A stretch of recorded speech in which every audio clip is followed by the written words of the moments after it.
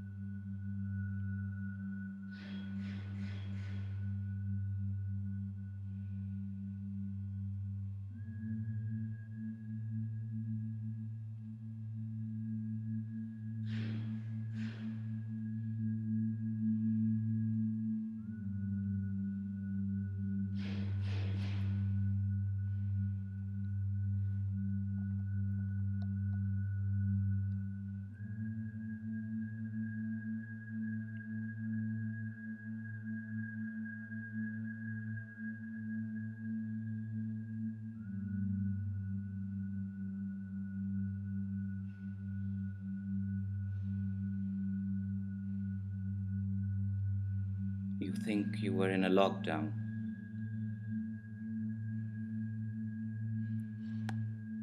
Are you in a lockdown? We are too. At least we know how it ends. It must end before the sun comes up.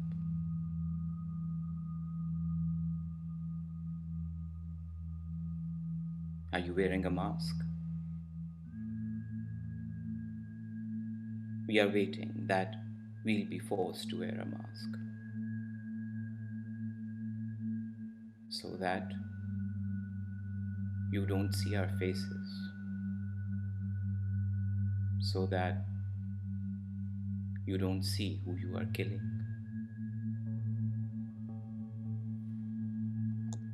Not really looking forward to it. You are looking out for loved ones.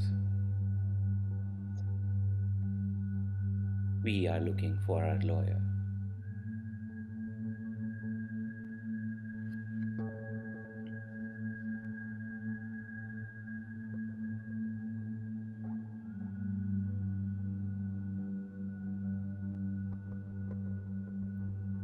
I was just doing my job, really. Now I am an accessory to murder.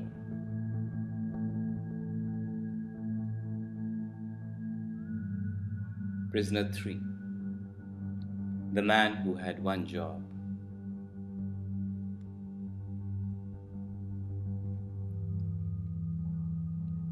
I swear upon Allah that I shall speak the truth and nothing but the truth.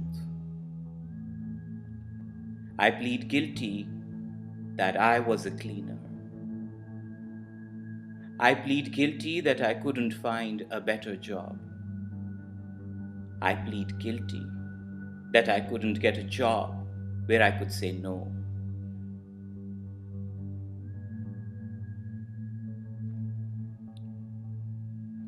I should have known when they asked me to buy the biggest plastic sheet that was available in the bazaar. A very, very big plastic sheet.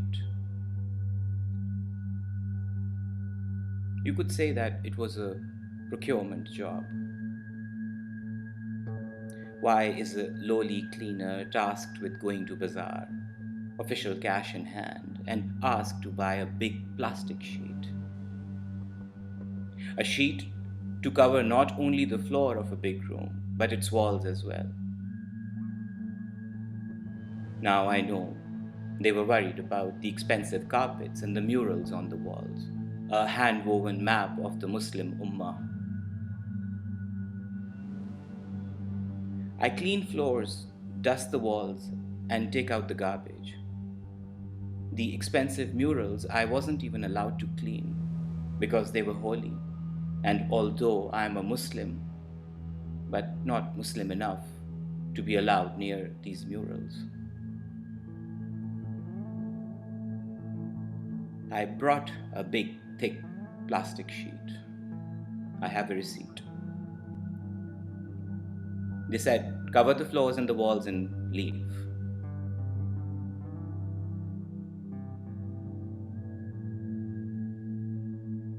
I did what I was told.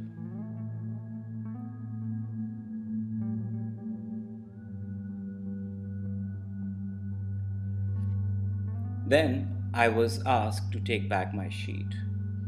My sheet. I worried.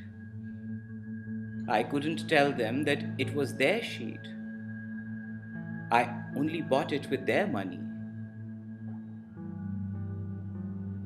I took back a big, thick, bloodied plastic sheet.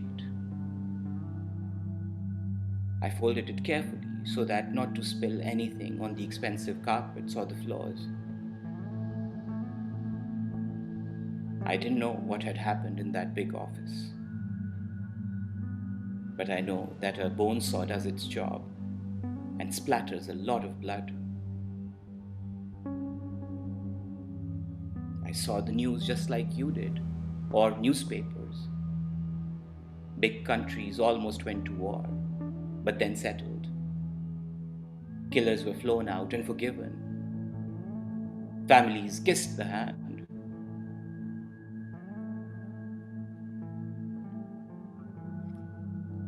Now in the cell they are saying, chop chop after Friday prayers. I don't understand what the judge says. My counsel gives me benign smiles and says your family will be compensated. That's the best you can do. You, he said, are an accessory to a murder. Not any murder, an international murder that almost caused a war. How can you plead innocence when they have your fingerprints all over a plastic sheet full of blood? Your DNAs, poor victim's DNA, all on the same sheet. It's locked and sealed. What does it matter if you were not in that room?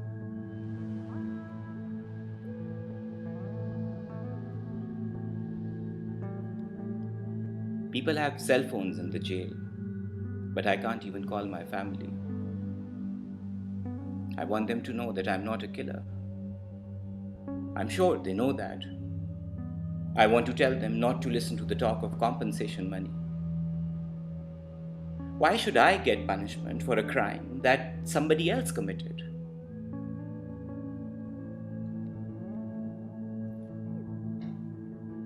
There are rallies in 35 countries demanding justice. It's the international conscience they are going to satisfy. They will probably not release your picture, not of the actual execution. My lawyer, who is actually their lawyer, assures me. Because if they release a picture of your beheading, that might remind people of the murder that you are an accessory to. It might remind them of bone saws and big plastic sheets. International conscience is very sensitive. A head in black sack is what it wants. Not your naked, miserable face. Not your pleading eyes that say, I didn't do anything. I'm only a cleaner.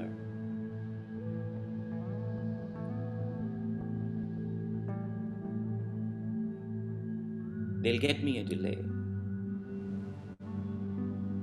A cell phone has been promised. Tell your family to take the money.